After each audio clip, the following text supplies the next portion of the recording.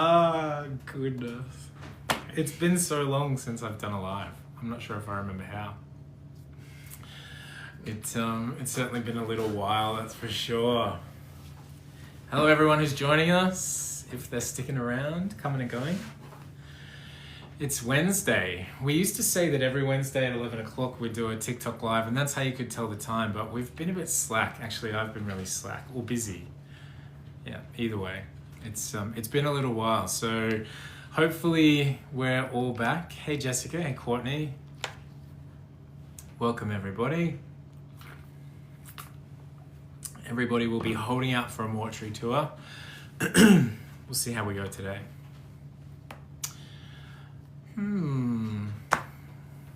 What's everybody up to? Where's everyone joining from? What time did they say the car's going to be ready for you? Back off. G'day, g'day. Young Tyler, have you got questions? Excellent. Hello, young Matthew. It's alright, you can come and join our TikTok live if you like. Okay. You don't want to be on TikTok? I'm sure that the people would very much enjoy saying hello. Hello. Say hi, Matthew. Matthew's one of our morticians. I am. Which just comes You're like first one grief of. on the coffee machine. Coming to cause grief on the coffee machine. Excellent. Hello, everybody. It is TikTok live time. So it's Wednesday, it's Brisbane, it's winter, it's beautiful up here. We've got some questions coming in. Hey, Nada, nice to see you. It's been a little while. I was talking about some of those people who would join us regularly. So yeah, I think for me, one of the most memorable cases or families or people that we've looked after was probably a little boy. We won't share his name, but he was only 5. He was with us for a little while, and then his story was pretty tragic. And then what happened afterwards was pretty tragic as well. But I think every person really has, they leave a mark with us, and they sort of tell us, their story, and that stays with us. And as we spend time with their family, and as we get them ready for their farewell and their service, it really does, it leaves a mark with us. So. Great question. And today is all about your questions, actually. So if there's anything that you want to know, if there's questions you've got for your funeral directors, then by all means, feel free to ask them. We'll do our very best to get to everybody. And if we've got time, we might maybe go for a tour down into the mortuary a little later. Let me just pin this one, Skunks. So, question, is it true that dead bodies can make a noise like an exhale? Yeah, absolutely. So when you think about the way our bodies work, so sometimes air just gets trapped on the inside, and there's a bit of movement that happens when we're looking after a person. So we might roll them and turn them, we wash and dress and all of those things. So as we're doing that and as we're moving their body, then by all means, that air can escape, and it can certainly sound like an exhale or a breath out, all those sorts of things. I know definitely when we're on transfer sometimes, so when we're bringing a person into care and we move the body, especially families around, like it tends to happen a lot, where that body sort of makes its last like exhale, and that can be a bit confronting for people, but it's very normal, and it's literally just air escaping and leaving the body for the last time. Great question though, Skunks, thank you. We're in Brisbane. We're a Brisbane-based funeral home, McCartney Family Funerals, obviously. Where is everybody joining us from today? Hey Megan, this is a really good point. Whoops, sorry. I don't know what I just did. Tyler. Where's Tyler? Megan says, my dad died suddenly last year and he wasn't found for 2 days. It wasn't recommended to view him. Probably for good reason, Megan. Depending on the time of the year, the body does what the body's supposed to do when somebody passes away. So when somebody dies, those natural processes of decomposition start to happen, and they start to happen very quickly. Our body goes through some really key stages. So we go through livor mortis first, which is where all of the fluids inside our body start to settle. And that's usually within the first 7 to 10 hours of a person's passing.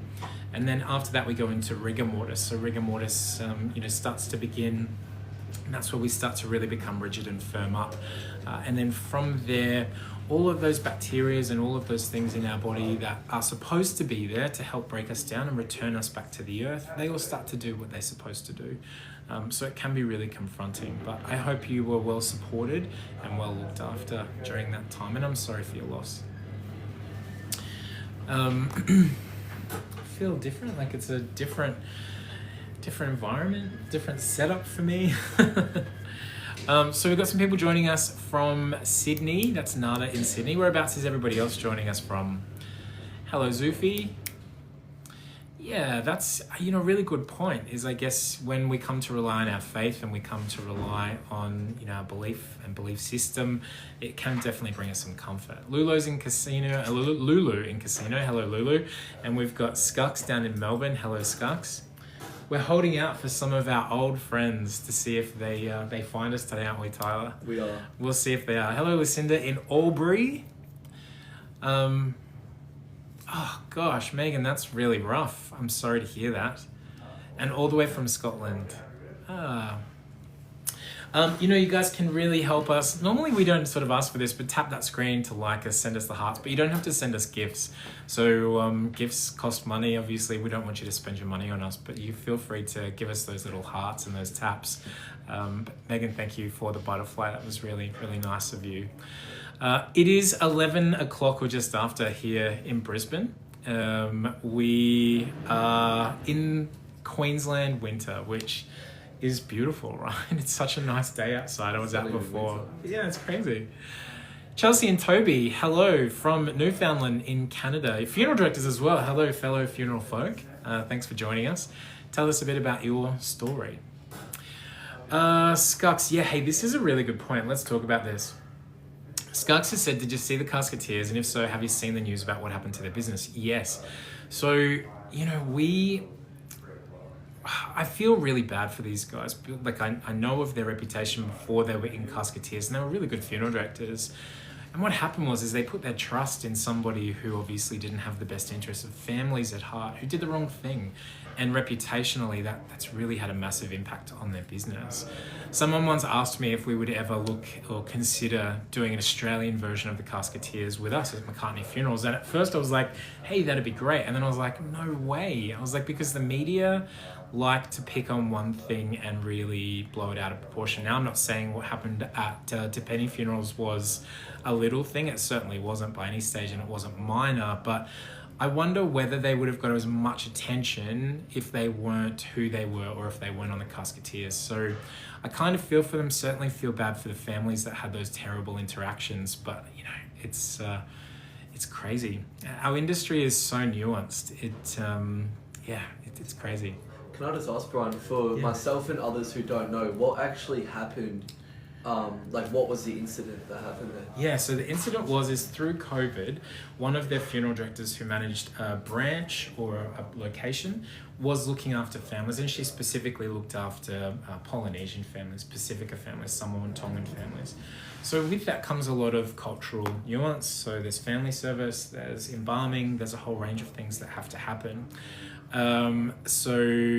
Essentially what happened is that she was charging people a COVID fine that she was pocketing money for herself, or she wasn't, getting embalming done properly, or those sorts of things. So there was a whole range of things that would have really called into question the integrity of the industry over there. So already, hair question, here we go. You serious? Yeah, I was like, who's going to talk about my hair today? It was Frankie. Thanks, Frankie. It was a really, really tough situation for them. But thanks for asking that question. Really, I do feel for the guys. Did I see back there, we were talking Chelsea and Tony, father-in-law has 4 locations. That's awesome. So is it more traditional? I don't know what the Canadian funeral industry is like so much. I know a bit about America, but not so much about Canada. Is it very regulated? What is it like over there? Nada, you have asked the question here, do people's eyes change after death? Yeah, they do. What you would essentially see, so if you see my eyes now, they're pretty clear, albeit they look a bit tired. I certainly am tired. When we pass away, obviously it takes blood flow and it takes fluid and it takes a whole range of things for us to keep our eyes clear and, for them to stay alive, essentially. So when we pass, essentially what happens is our eyes become a bit opaque. So, the fluids that are in there, they stop flowing and they stop sort of, giving us all of the support and those things to keep our eyes full and working, essentially. So, our eyes they become a bit more opaque. They're sometimes concave or they sink in. And our mortuary team will definitely do some work to help refill and, re-expand those eyes for families. As well as, making sure we use eye caps and those sorts of things. I hope that answered your question, and I'm certainly not laughing at that. What I'm laughing at is that Tyler just ran away to go and block the guy who made a comment about my hair. You don't have to do that, Tyler. You don't have to block them for paying out of my hair. It's fine. I've got tough skin. So Chelsea and Toby, we don't actually do merchandise rooms here, and what you're talking about there is what we would call a coffin room or a display room. So we don't do them in Australia really anymore. Very few funeral homes actually do that kind of thing. So we use technology, and in fact I can show you. So when we meet with a family, we have iPad Pros, and I can show you what our coffin display room looks like. It's actually pretty virtual. So what this does is it enables our funeral directors to meet the family in the family home, where we find that people are, a bit more relaxed, essentially. So you can see our caskets and coffins catalog looks like this. So then for our families, we click on what size, and we can see all of our different range of coffins that are available to our families. So much easier than carrying around, a lot of stuff, or for families having to come into our office. We definitely find that families really appreciate when we go to visit them. It's a bit more gentle. They're in surroundings that are comfortable for them, and it's nice. Janaea, hello, nice to see you. It does look good. It's a bit thinner. It's a bit finer than when I was younger, but hey, it's all right. It's still there. Do we buy our products from Dodge? Yes, we do buy some products from Dodge. Leia, hello. I did your dad's funeral and you've never forgotten how kind. Thank you. That's really lovely. I'm glad to hear that. We do buy our products from Dodge, yes. Only some things. We use another brand here in Australia called Janelin for our embalming chemicals, essentially. So they're a bit more suited to the type of outcome that we prefer. And in fact, I think if you have a look over in Canada, you'll be able to look at Janelin North America, which is a product over there, which is the same as the one here in Australia. So it's a bit softer. It doesn't make the person as firm once they've been embalmed. Why do I think embalming is used so much in the US? That is a great question. I think embalming is very traditional in funeral practice, essentially. So here in Australia, we use a lot of refrigeration, obviously, as people do in America and all over the place. But I think the way that embalming and mortuary techniques are in the States are very different to the way we do things here in Australia. So we're a bit more, I guess, surgical in the way that we approach things. So if a person, for example, had a gash on their face, well, we would suture that closed and we would close it. And then, we would use some embalming putty and we would, clean that up so it looked good. I think in the States, from what I've seen, is that it's less of the suture and it's more of the cosmetizing and those sorts of things. And I think that's probably why embalming is so hard in America as well. So why they need the person to be quite firm is so all of those things will work better. Whereas here, we tend to be a bit more clinically trained, I guess. I also think it's part of the regulations in America. So it's very heavily regulated, whereas here, it's not a regulated industry at all. Chelsea and Toby, we do use caskets. Yep, absolutely. We use Batesville like you probably would over in Canada as well. And then we have some other caskets that are available to us too, which are made locally. Nada, extreme embalming. Yeah, absolutely. Have you seen in the Philippines where they might embalm a person and have them sit on, like a motorbike or standing in a doorway or those sorts of things. It is pretty extreme, and I imagine you'd need a Dodge product for that to happen. You'd need that firmness and that very hard embalm. Yeah, Chelsea and Toby, it's definitely more of, I think, a Southern Hemisphere thing, the coffins, as opposed to, in North America and Canada, where, caskets probably represent 90%, if not more, of what your families are using and being sold. I think here in Australia, we definitely see coffins are more of the common type of vessel that a person is buried or cremated in, especially for cremation.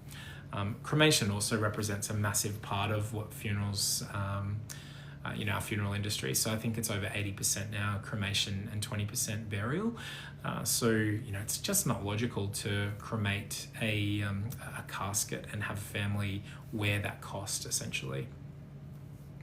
Oh wow, that's rough. Fire, people who die in fire is always something that is quite confronting. So I hope your team are well supported as well.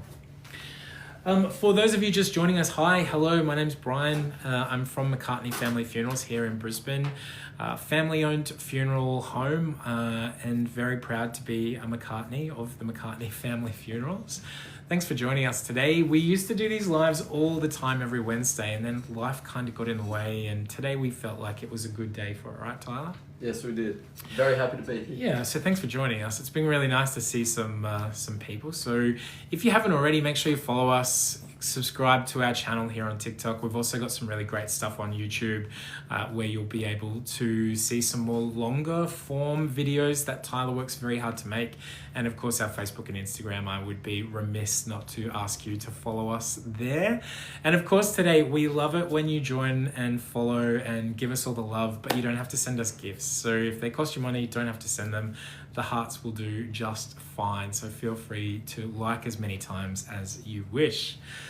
So today's time is all about asking or answering your questions. So whatever you'd like to know, if there's anything burning in your mind you'd like me to answer, please let me know. Miss VR8, what would you like to do in the funeral home? We're actually recruiting at the moment. Anyone that's in Brisbane that might be interested, we are looking for a funeral director in our Beanley office. So that's an arranger conductor. And we're also looking for somebody to join our pre-planning and community team. So that's engaging with our community, helping people who want to pre-arrange and pre-plan their funerals. So if you're in Brisbane and you want to join the funeral industry, you're most welcome to send your resume to us and a cover letter to careers@mccartneyfunerals.com.au. Chelsea and Toby, which death affects me the most? I've always really struggled with children and babies, to be honest, as most people do. Hello, Kelly, nice to see you. As most people do, I think, anybody that joins the industry and those first times that we have to look after a child or that we have to look after young people, it is really, really confronting. I remember the first time and my first real entry into the funeral industry after being a celebrant. I started as a celebrant and then I moved into funerals, and I moved into mortuary. So I went from being, the ceremony guy to the mortuary guy. Hello, Matt. So really for me, I remember looking after the first baby, and the baby was maybe 6 months old. And I remember bawling, just absolutely bawling the entire time that I had to look after that little fella. And it was hard for me because it reminded me of my nephews. It reminded me of, all of those things that he would have missed out on seeing and that his family missed. And I think what it took was for somebody to put it into a bit of perspective for me and to say, let's not mourn the things that this young life has lost, but let's just celebrate the things that they were able to do. And, he brought a lot of joy and a lot of love to his family, and that was, part of his legacy and what he would be remembered for. Another great question. Do we need to be embalmed, to be buried above ground? Yes, here in Queensland you do, or here in Brisbane, I should say. So if you're going into an above ground vault or into a mausoleum or into a family crypt or those sorts of things, absolutely you need to be embalmed. Some cemeteries will require that you also want a copper tray, or that you are hermetically sealed inside of the coffin as well, or the casket, depending on which you join. Now, when we talk about hermetic sealing, so the term hermetic means heat, so heat sealed. So we have these great things called a BioSeal containment pouch, which is a plastic that's lined with aluminium, and then we use the heat seals to then heat and seal the bags. So some people require that as well. Most embalming is okay with a copper tray for above ground. Great question, thank you. Nat, oh, hang on one second. So what's my name? What happened to families that can't afford burials? Like I said earlier, so cremation is definitely the more popular choice here in Queensland or in Australia. If families require burial for religious reasons or those sorts of things, there's a couple of options. The one, if you've exhausted all options and there's nothing you can do and you absolutely can't afford to be buried, you can apply here in Queensland for the funeral benefit through the local magistrate's court, but you have to be completely destitute for that to happen. So what we see some families do, not often but sometimes, is they might do a GoFundMe, they might all come together and I guess it's really important to understand the reason it costs so much to be buried is that you're actually buying that plot of land. So the plot itself in some cemeteries, ranges from $4,500 right through to $7,000 or $8,000 just for that plot. So, and that's just for the plot. That might not even include the interment or the open and close fee. So, yeah, it's harsh, I guess. It is expensive, but certainly burials are becoming less and less common, and that's probably a big part of that reason is because of the cost that's associated. Nat asks, is there such a thing as being able to watch in the crematorium? Yeah, absolutely. There's a thing called a witness insertion. And what that means is that for some cultures, they like to see the coffin being inserted into the cremator. And for some cultures, in fact, there's a tradition where they would light some paper on fire and put it in the coffin before it gets slid into the cremator as well. So yes, you can have a witness insertion. You can watch the coffin being inserted into the cremator. And that's probably as far as it goes. There's certainly no way that you could sort of sit back and watch the entire process, but you can certainly do those witness insertions. It's not as gentle as it used to be. A witness insertion back in the day when I first started in this industry nearly 15 years ago was, two people would then manually insert the coffin into the cremator, whereas now it's all done by, machinery and equipment. So it's a little bit more clinical than what it used to be. What's my name? What's my opinion on sea burials? We happen to be pretty expert at doing sea burials. We look after maybe 2 to 4 sea burials every year here in Brisbane.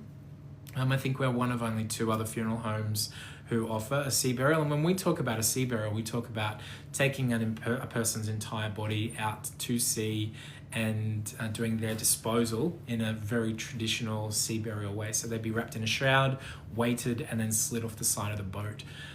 I think they're fantastic. I grew up as, in a sailing family, a boating family, so the ocean's always been a massive part of my life, and it's something that I would love for myself, maybe, but look, they are very expensive, and majority of this expense comes from the charter of the actual boat or the vessel. So they are a fantastic ceremony, and they're a really great thing to be a part of, and we're always really, really privileged and really honoured when we get to share that with a family.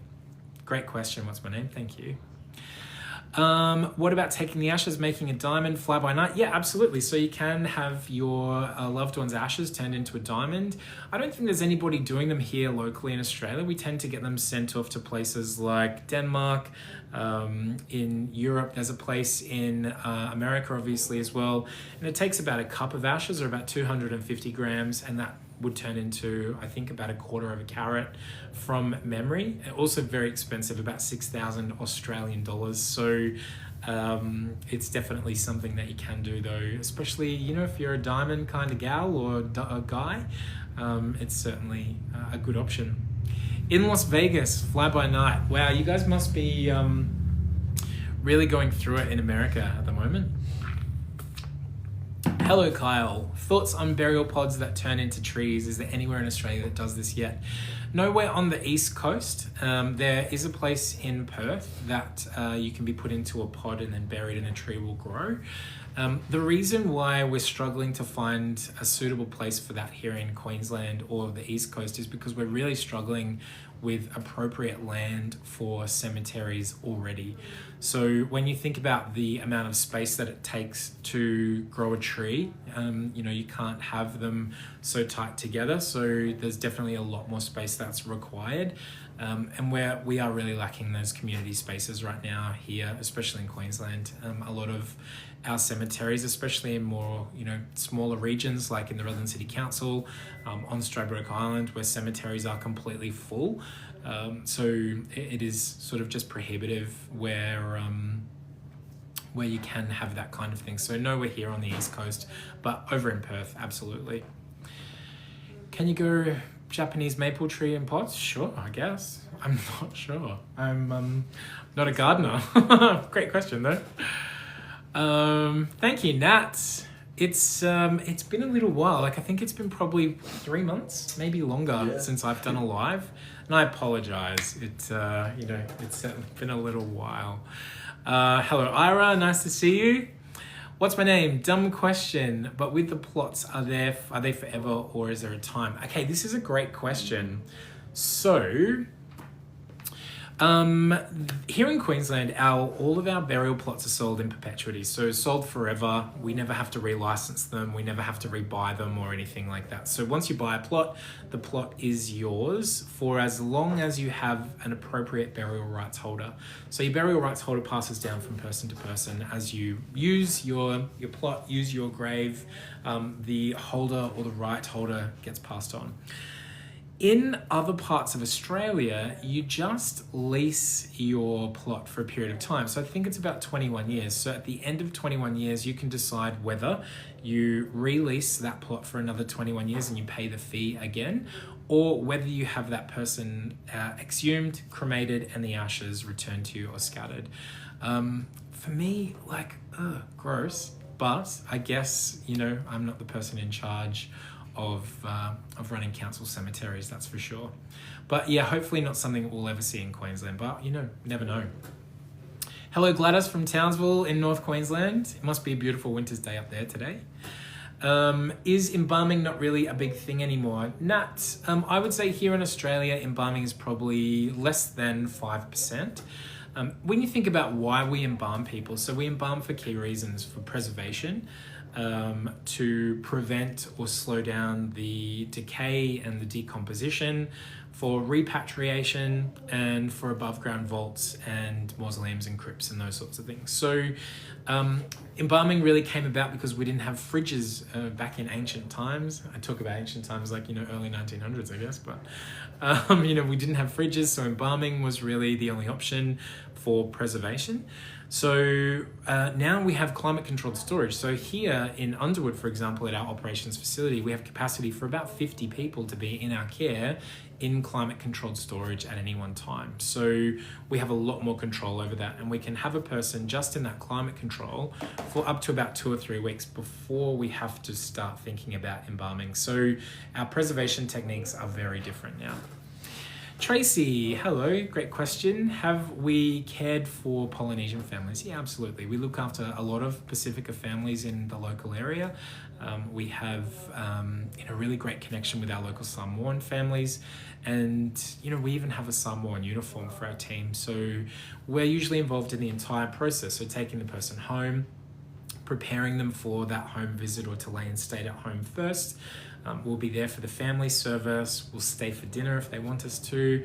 And then we're there for the church service and burial the next day as well. So it's always a beautiful part of the work that we do is when we have those multicultural and our Polynesian Pacific families. So yeah, we do. We look after a lot of families from that culture, or those cultures, I should say. Do we ever have a fight in a family funeral home? Nah. I think, McCartney Family Funerals started with my mum and myself, so back in 2018. So we had really clear roles when we started the business. So I was the managing director, so my role was to make all the tough decisions. And Leanne's role was to look after the families, and that was what she was best at and what she was passionate for. So, no, we never really had fights. We've certainly had some robust discussions, but no, I wouldn't say fights. There's been times where we've probably not spoken for a few days, but we always come back to things, right? What do you think about our practice? We appreciate your service. Tracy, let's talk about this actually. So I think about, when you think about Samoan, Tongan, Polynesian Māori families and the way that, culturally grief is expressed, it's a really beautiful thing. I think as Westerners, we're taught that grief is a private moment. It's something we do behind closed doors, and it's something we get over, essentially. It's not true. We don't ever get over death, and we don't ever get over grief. We just learn to live with a new normal. I think when you look at our Pacifica and Polynesian families, you express grief in such an open and authentic way, and it's really healthy. It's such a beautiful thing. Nothing is left unsaid. For those times where your loved one is at home and your family come together and they spend those times to say what wants to be said, or to sing, or to cry, or to laugh, or all of those things, it's such a beautiful way to grieve. And I think it helps us to create a really healthy relationship with death. When people ask me what we do as funeral directors, most perception is that what we do is we sell coffins, we arrange ceremonies, and we arrange services. But in fact, what we actually do is we help families to create a relationship with death. So when they have a positive relationship with death, so when they have all of the compassion, all of the space, all of the time they need to grieve in a way that's healthy, they can develop this positive relationship with death, which helps them to find their new normal much sooner. So us as funeral directors, when we've done our job properly, and when families have a really gentle experience through a funeral process or a funeral plan or a celebration of life, or through a full Polynesian service, we've done our jobs right when those families have had all the space and time that they need to do that in a healthy way. So yeah, great question. I went off on a tangent, my apologies. Happens. I remember this. All right, let's ask some more questions. Do the family we care for ever have fights? Yeah, absolutely. Absolutely. I remember being a celebrant on a service one time, and it was a brother and sister organising a funeral for their mum. And as the sister had spoken, she went and sat back down, and then the brother was coming forward to speak. And as he walked past her, he hit his sister and knocked her clean off her chair. And I was just like, oh my God, in what world is this appropriate or acceptable at a funeral, or at any time, in fact? Nat has asked, how many bodies on average do we have there in a day or a week? Great question. Let's take it over to a month if we can. So we might look after, in the course of a month, between 100 and 150 families. So that means that we would have between 100 and 150 loved ones coming into and out of our care through the course of that month. So at any one time, so I think right now, if I have a quick look at our mortuary register, we have about 21 people in care right now at this very second, and then we have another 31 people who are waiting to come into care. So it's very busy right now. So, and that's because of the temperature, it's because of the climate, it's because of that season. There's a lot of things going around. Chelsea and Toby, we do have a webpage. It's mccartneyfunerals.com.au. Yeah, Nat, it sometimes can be overwhelming. I know some mornings I walk in and I'm just like, whoa, there is a lot to do, and there's always a lot to do. When I say waiting to come into care, so they might be at the coroner's office, so we might be waiting on clearance. They might be at a hospital, which would also be waiting on clearances. They could be, we've got 2 immediate transfers happening right now, so they could still be at their home or their nursing home, but they might only be there for an hour or 2 before our team will arrive. To be 44D, yeah, absolutely. I'm certainly the leader of McCartney Funerals, the boss. Actually, we got a hat made, right? The mortuary boss. So yeah, what do you reckon? Mortuary boss? Oh no, I ruined my hair. Where's that guy now? So I did say before we are recruiting. So anyone from Brisbane? Any Brisbane folks following us today? Nat, are they with the coroner and at the hospital for a while? So hospitals have up to 3 days to have a person released into the care of a funeral home. So come back to this. Let's talk about some what we call SLAs, or standard levels of standard service levels, or service level agreements. So the coroner generally has up to 5 days to be able to give us some sort of outcome or direction. So that might be that an autopsy is occurring, that a person has gone a natural cause or natural case, or some other direction from the coroner. But generally it takes about 5 days. Hospitals have up to 3 days, so they can keep a person in their care for up to 3 days until they complete a mortality review. And then once the mortality review is done, if there's no reportable reasons, then they can release that person into our care. And then for people that we bring into care from like a nursing home or home, if their general practitioner is doing the medical cause of death, they have 48 hours. So they must have that to us within 48 hours. Otherwise, they're outside of coronial compliance requirements. So but we're pretty good. We've got great relationships with most of our local doctors and hospitals and coroner and those sorts of things. So they don't stay for too long, just as long as necessary. Chelsea and Toby, I'm going to get Tyler to put it in the comments. So the chat has been spammed for you by me? I don't know. No? No, okay, it's just a glitch. Tyler's glitching. I've just put the website in. Tyler's just put the website in. Where'd you put it? In the chat. Oh, I can't see it. No. Maybe you've been blocked. McCartneyfunerals.com.au. What part of South Australia, Nat? Oh, you did get it. Thank you. Hello, Chelsea.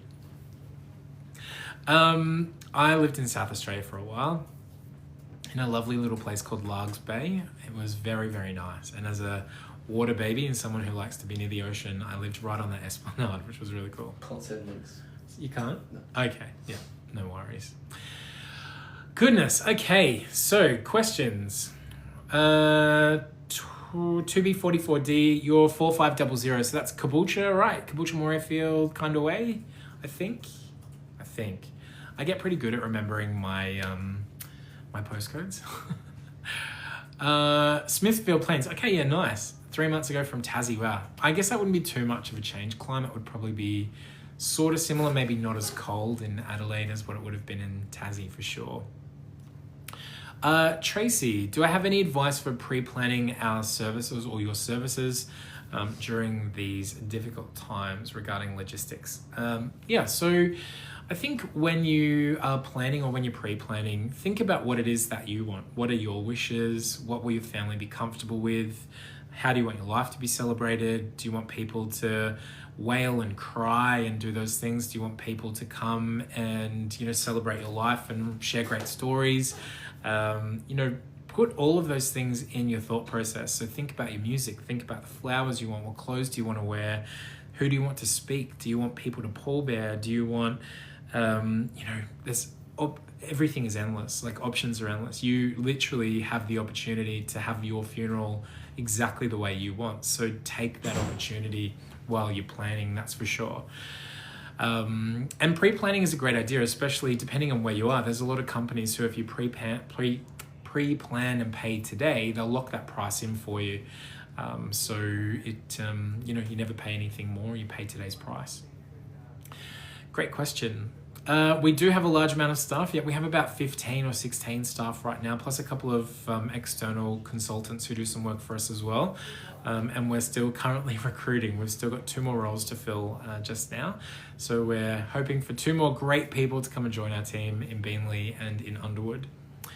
Nat, can you get someone to come and do your nails? Yeah, absolutely. If you want somebody to come and do your nails and they're willing to do so, absolutely.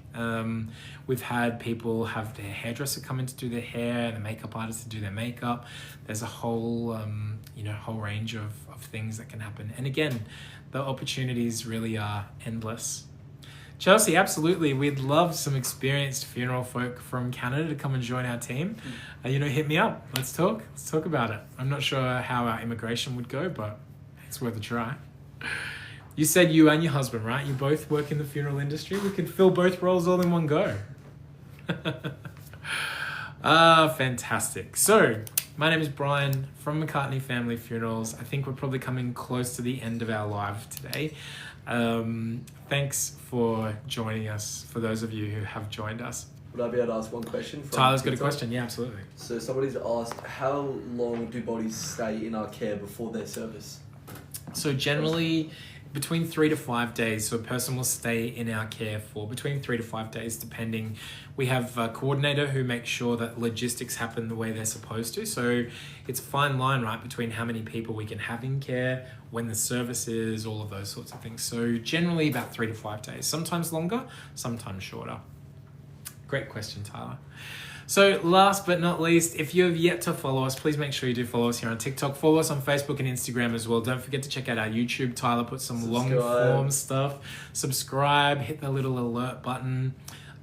Share us with all your friends. We love it when we get to spend time with you. Yeah, Tyler is as lovely as he sounds. Tyler, say hi. Hello, everyone. Excellent. That was Nat's request. Nat wanted to see. Awesome. Guys, thank you so much for joining us today. Have a really great time. We'll do our very best to be back next Wednesday, but Tyler will put a note up to let you know whether we can or not. Always a pleasure. Thanks for joining us. We'll see you later. Bye-bye. This is my family, you are my people.